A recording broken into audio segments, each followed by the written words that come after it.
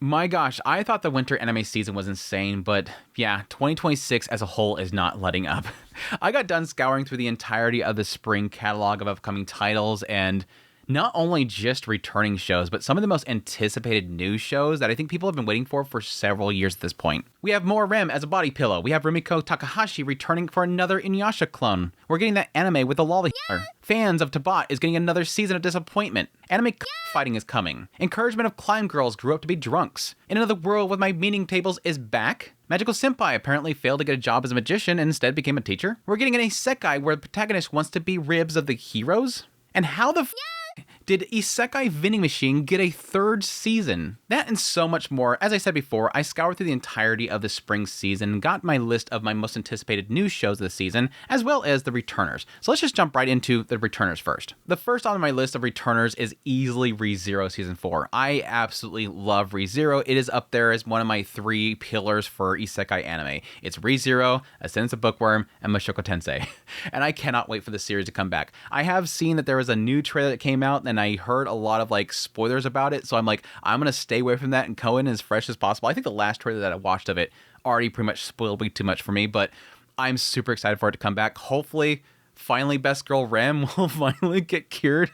We'll see. It seems like a lot of characters at this point are kind of screwed up, just like Rem, so we'll see that hopefully some of this stuff doesn't get resolved. Next one, like I mentioned earlier, yes, I'm also extremely excited for Ascendance of Bookworm. I love Ascendance of Bookworm to death, and I'm glad to see the series getting the love that it deserves, getting a new studio working on it. Hopefully it does an incredible job with the animation of it. I'm just happy to see mine come back. I just absolutely adore this series, and I cannot wait for more. Yes, there's also another very exciting isekai that's coming back next season, and that is Tensura. As yes, I joked about before, it is a lot of meetings, but I'm hoping that we can get back to some crazy stuff with Tensura. Overall, I really do love this series, and I just can't get enough of it. Dr. Stone's Science Future Part 3 is also coming back. I am excited for that as well. I know that was kind of negative with Part 2. I think that ever since they went to America, my love of the series kind of came down a little bit, but I'm hoping it'll come back up. Based on what I've seen with the trailer for Part 3, it's looking like things are finally kind of building up to the big, massive climax, and that's got me really excited to see where it goes. Dorohedoro, my gosh, I totally forgot this was a thing. Dorohedoro, I am super excited for Season 2 of this series. I love Season 1, and one of the reasons why I love it is because, one, it's just bonkers. Overall, if you've not seen Dorohedoro, please go watch it. The mind of this creator is just insane. But most of all, what I love about the series overall is the villains. The villains are so damn well wrote. It's one of those series where every now and then it gets to the protagonist, I'm I don't really care. Go back to the villains. I want to go talk to the villains. They're just really good at writing the villains of this story, and I just cannot wait for more of that. And finally, yes, Wistoria. As much as I had a lot of issues with Season 1, I have heard that Season 2 is going to be where it gets into the juicy bits of the story. Mostly Season 1 for me was just, okay, it's just another Danmachi, but incredible animation. And mostly just incredible animation, but we'll see. Returners aside, though, we already know if you're going to be watching those shows or not, right? Because you're invested in or not.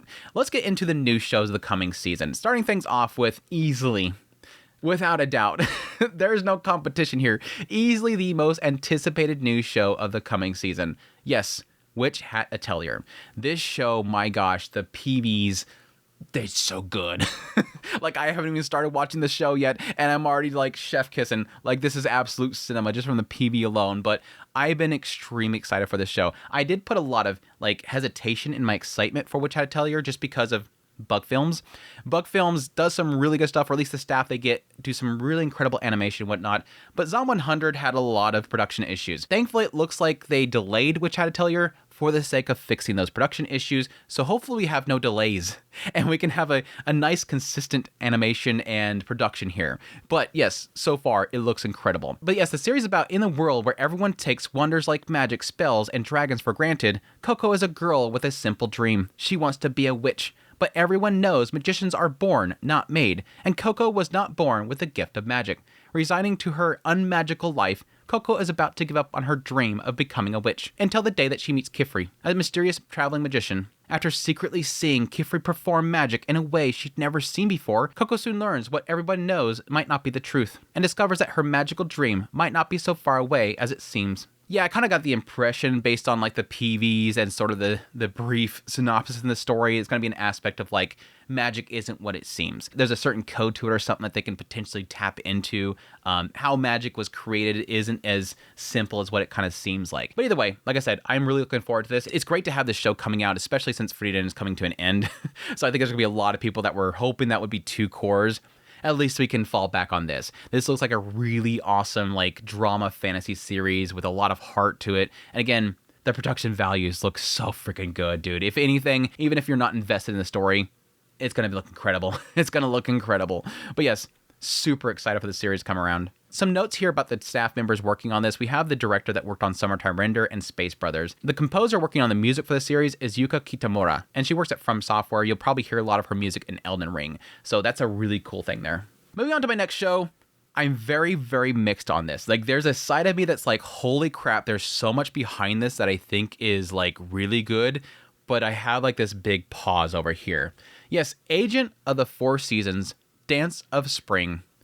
This show, like, everything points that they want to put a lot of effort into the production of this. At the same time, I'm not seeing a lot of positive things around the source material. Once upon a time, there was winter. Winter was once the only season in the world, but such an existence was too lonely to bear, and so it created spring to love. Before long, the earth wished for more time to rest in the cycle, and summer and autumn were born. The ones who carry the cycle are called the Agents of the Four Seasons. Hinekiko, the vernal agent, disappeared from the land 10 years ago, taking the season of spring with her. Now, after an incredible hardship, she has returned to restore the cycle to its proper state. And, as in the myth passed down since the dawn of time, she sends her love to winter. It's a very, very odd synopsis there. Based on the PV, it's simply like the idea that each of these individuals, I guess, are different seasons, and they play out a story in themselves, or at least they are the agents in which bring those seasons or whatever. But it seems to be like some sort of like tragic, kind of very unsettling story between them, or like a drama between them. Now, going back to what I said before, let's get into what makes this really exciting for me. We have not only Wit Studios working on this, so you have a really great, production team working on this. You also have the original creator of the series is Kana Akatsuki. That is, of course, the creator of Violet Evergarden. I love Violet Evergarden. Now, I will admit that that was a Kyoto Animation Productions, and sometimes Kyoto Animation kind of do their own thing, but overall, I really love Violet Evergarden. So it kind of gives you a caliber for at least the writer there. You also have the director that worked on Uma Musume. You have the composer for the music is Kensuke Ushio, who did Danger in My Heart, Chainsaw Man, and Dandadan. Incredible musician. So you have like everything here is like an amazing staff of people to work on this. They must see that there's some sort of incredible value behind this source material, that they're putting this much and these really like S-tier people behind this. But again, I'm not really seeing positive coming out of the source material, so I'm kind of wondering if there's going to be one of those cases where they view a visual medium will probably be better for the story or something like that. Either way, the PV looks gorgeous. I'm liking what I'm seeing so far. I love the character designs and everything like that. I'm just hoping there's a good story here that goes with all this incredible stuff. If anything, I guess it'll look great and have some really good music. That said, though, Agents of the Four Seasons, looking forward to it. For my next one, Demons of the Shadow Realm. Yes, the one from the creator of Fullmetal Alchemist. Knew this was going to be on those, right? In a remote mountain village, under the watchful eye of the two stone guardians, the young Yuru contentedly lives off the land while staying close to his only family he has left, Asa, his precious twin sister. Asa, meanwhile, carries out mysterious duty on behalf of the village while locked in a cage. Why is Asa a prisoner? And what other secrets await him? Honestly, this is one that's kind of odd for me. I have like a little bit of hesitation for this series while I want to like be super excited because obviously, again, the creator behind Fullmetal Alchemist. Fullmetal Alchemist, while not one of my favorite animes of all time, it's literally a perfect anime. Like when you watch that show, like the pacing, the writing, the characters, everything is just so damn good. But despite that pedigree behind this series, I've never really heard many people talk about the original source material for this show. And I haven't really heard much excitement around this series as a whole. That all said, I really like their work. I think they're an incredible writer, and I'm looking forward to seeing how this one turns out. We also have a solid director that worked on Snow White with the Red Hair. We also have the composer that worked on ReZero and Undead Unluck. So, again, another case we're going to have some really solid people working behind this. For my next one, let's get some fun in here. Let's get some goofy fun in here. Kanan-sama is easy as hell. A beautiful and alluring devil that devours human souls had descended. Kanan, the gourmet devil, descends upon a high school in a human world to devour young, sweet souls, and her first sacrifice is Yoji Kyogi, It's a high privilege to be devoured by yours truly. Be thankful, inferior creature. However, for some reason, she and Kyoga end up making a romantic contract for the innocent Kanan, who has lived for thousands of years without experiencing first love. Every day is filled with excitement. Going home together, holding hands, going on dates, a first time?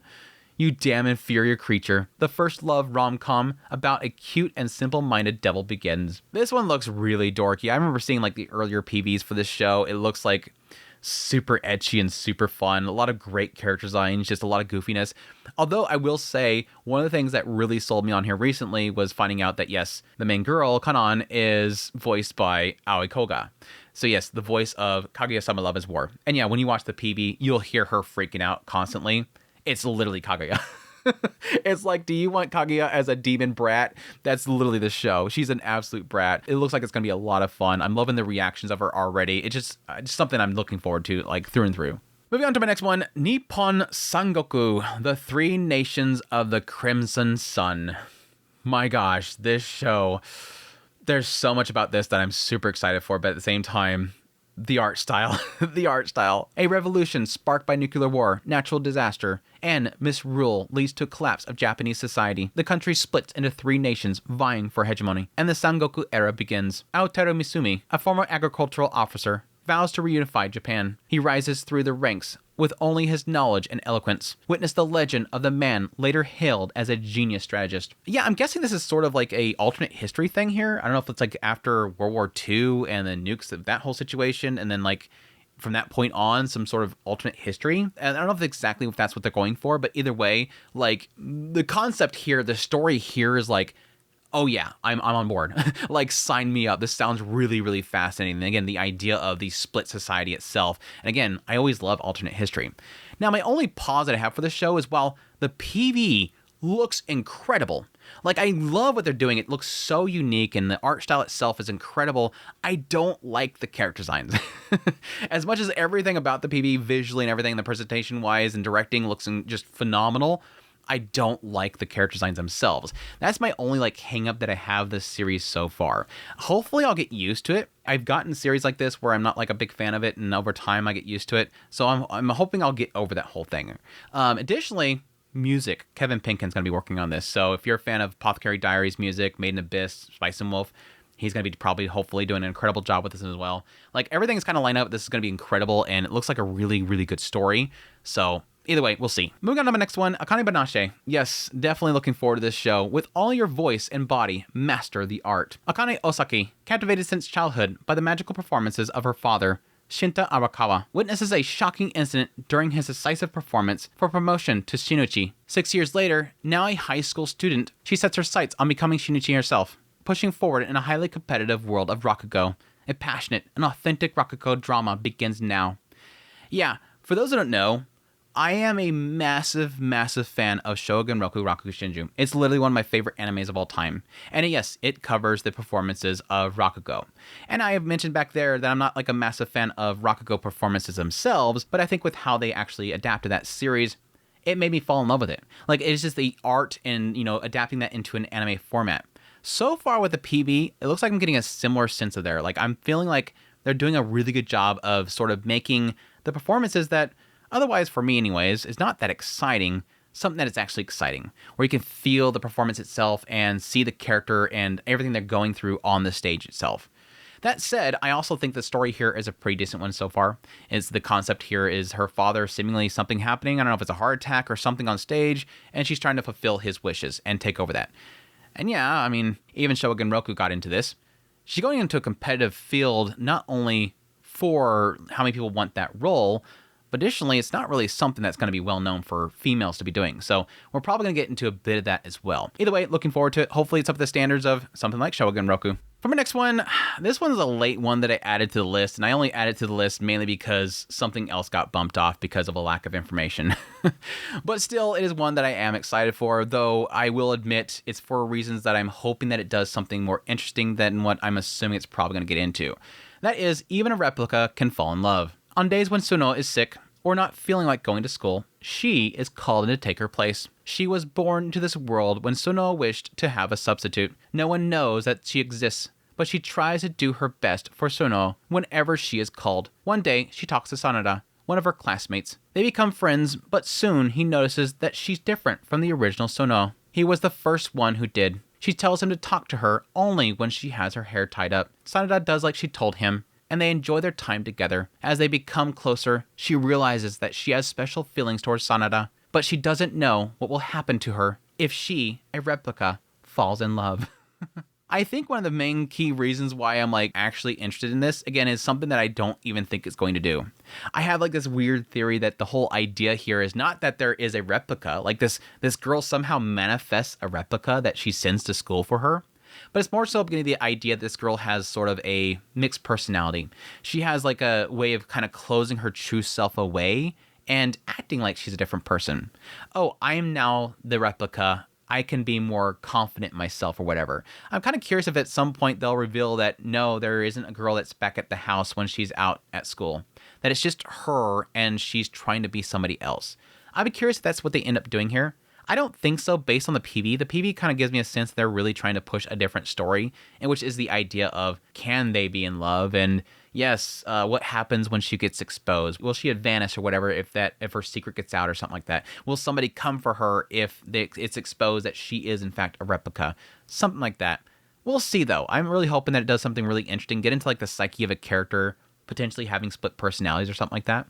We'll see. For my next one, for fans of You and I Are Polar Opposites, yes, the creator of that series has another adaptation coming up.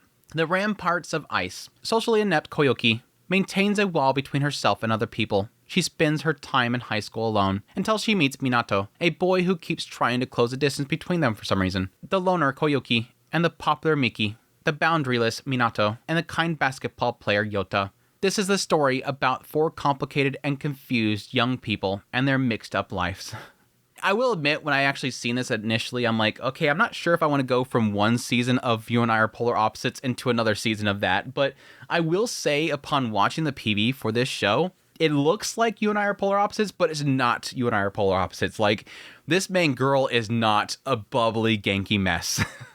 This girl looks like she's going through some really troubling times. It's obviously playing on the idea that she has gone through some sort of bullying, and that has led to her being very closed off.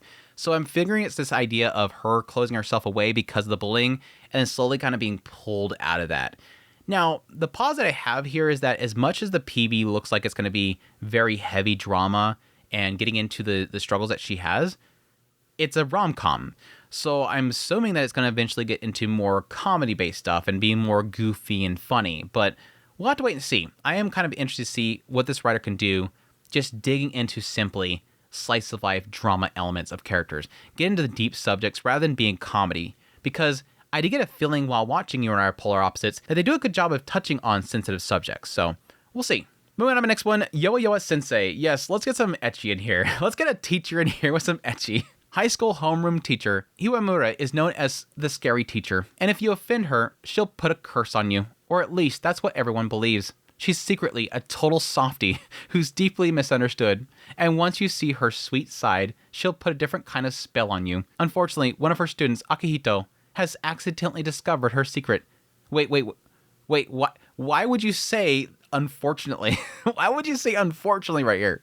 But yeah, this one looks like an absolute ecchi rom-com mess, and I am absolutely loving it. I made a joke about it at the very beginning with my little joke reel that, yeah, this kind of reminds me of Magical Senpai. If you guys ever watched Magical Senpai, it's a series about a girl that is a senpai of this club for magicians, and she's just a mess. And this kind of gives me the same feeling. This is an absolute mess character that just tries really hard to do one thing, but then just fumbles it and ends up in very inappropriate positions and whatnot.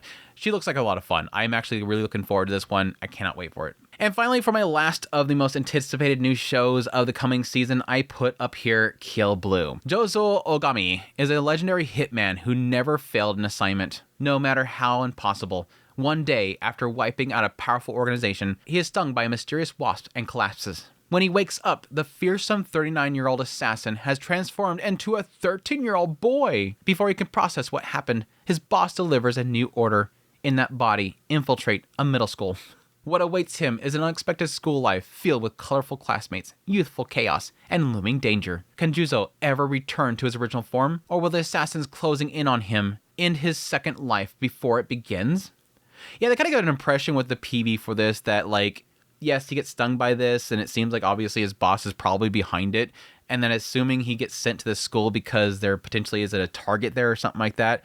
But when he arrives there, like, it just like, holy crap, I can just sit here and study. Like, he seemingly is a geek. He likes to study, you know, math and whatnot. I don't know. Maybe he just wants a school life of just enjoying math. Who knows? Either way, it looks okay. Obviously, one of the reasons why this is one of the most anticipated shows of the coming season for a lot of people is that the author for the original source material is, of course, the author of Kuroko no Basket. Now, I've never actually watched Kuroko no Basket. I know it's shocking, right? But I've heard nothing but good things about it, and I'm hoping that that writing and that what everybody loves about this series kind of comes across here. Either way, we'll see. I'm not like extremely excited for this show, but it's kind of like right there at the edge, just slowly, you know, picking itself onto my list. And that is it. That is my top 10 most anticipated new shows this season. My honorable mentions, Needy Girl Overdose. I am cautiously excited for this one. I have heard a lot of good things about the source material, the visual novel of it, although I do know that this is like completely like its own thing. Like, it's not going to be covering the visual novel. It's going to be doing its own thing. My cautious is really around the fact that I feel like there's a lot behind the scenes for the production of this that doesn't look too positive. And it looks like the producers and whatnot are trying to hype this up, and I don't think it's going to meet that expectation. Either way, I'll be definitely checking it out. We'll see if it turns out good. I'm also kind of looking forward to 100 Scenes of AWAJIMA, and this one, of course, is from the creator of Wandering Sun and Sweet Blue Flowers. So if you like those series, definitely be checking that out. Kirio Fanclub, as much as I didn't really care much for the synopsis for this, after watching the PV, my interest level went up quite a bit. And it's really around the fact that it's about these two girls that are crushing over this one guy, and it seems like there's a lot more heart to it than I originally thought. I thought it was going to be just some two girls like just fangirling over this guy, and there'd be no substance to it, and eventually we'll find out that he's like super nice or something like that. But it seems like there's a lot of stuff that he's going through as well that it could be, you know, hopefully very, very interesting. Dandelion, I'm also looking forward to. I wanted to put this on my list, but unfortunately there's like zero information for it other than the fact that, yes, it's from the creator of Gintama, which obviously is a very well-known series. Hopefully Dandelion ends up being a good one. It's apparently going to be on Netflix, going to be running for 7 episodes, so we'll see, hopefully, if it turns out as good as Gintama did. And finally, Ichijyoma, Mankitsu, Gurashi. Looking forward to that one as well, just as another ecchi, goofy fun with cute girls doing cute things. I think it's like them basically stuck in a manga cafe, so looking forward to that one as well. And that's it. I can sit here and ramble on for hours and hours on all the crap that's coming out next season. Again, it's pretty packed. It's actually kind of scary how packed the next season is, and I'm looking forward to it. As much as I kind of struggled to get through the winter season, I'm looking forward to spring as well. And again, a lot of that has to do with ReZero, Ascendance of Bookworm, and Tensura. Like, that alone is enough, but then we have Hat Aterlier and everything else that's coming out. So I'll definitely be here for it. I hope you guys will join me for it as we go into the spring season. I'll be doing first impressions of a lot of these shows as they come out, and if you're looking for like a little brief idea about what to look forward to in it, I'll have some screenshots on here. I'll give you a brief synopsis and my thoughts on it. Definitely stick around. Well, with that all said, I hope you guys enjoyed this video. Hope you found it informative. If you did, hit the like button down below. If you like this content and you want to support channel more, become a member. Until next time, y'all take care.